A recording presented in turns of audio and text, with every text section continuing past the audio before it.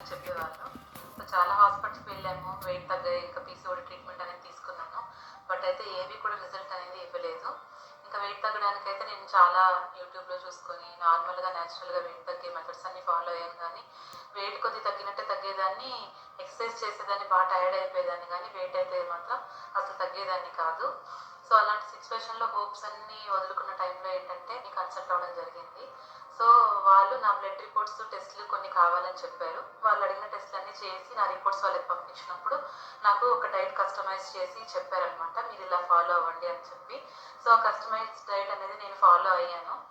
So అలా follow అయిన within 1 మంత్‌లోనే నాకు ప్రెగ్నెన్సీ అనేది పాజిటివ్ వచ్చింది.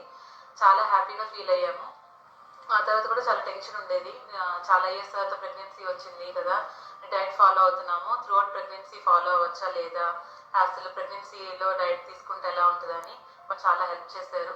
ప్రెగ్నెన్సీలో కూడా నాకు ప్రోటీన్ డైట్ ఎలా తీసుకోవాలనేది కూడా నాకు ఇన్ ప్రెగ్నెన్సీ, బిఫోర్ ప్రెగ్నెన్సీ అనేది నాకు డైట్ అనేది చెప్పడం జరిగింది. సో ఆ డైట్‌ని నేను త్రూఅవుట్ మై ప్రెగ్నెన్సీ కూడా నేను ఫాలో అయ్యేదాన్ని. బేబీ గ్రోత్ ఎవ్రీ టైమ్ స్కానింగ్‌లో కానీ, బేబీ గ్రోత్ కానీ చాలా బాగుండేది ఆ డైట్ తీసుకోవడం వల్ల.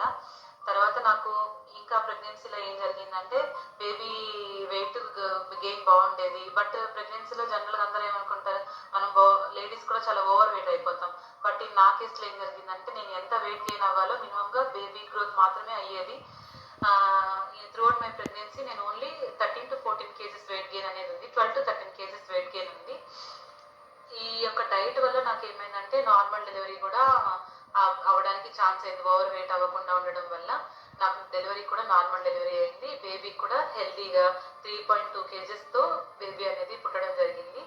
సో థ్యాంక్ యూ వెల్సన్స్ కమ్యూనిటీ. చాలా సపోర్ట్ చేశారు త్రూఅవుట్ మై ప్రెగ్నెన్సీ.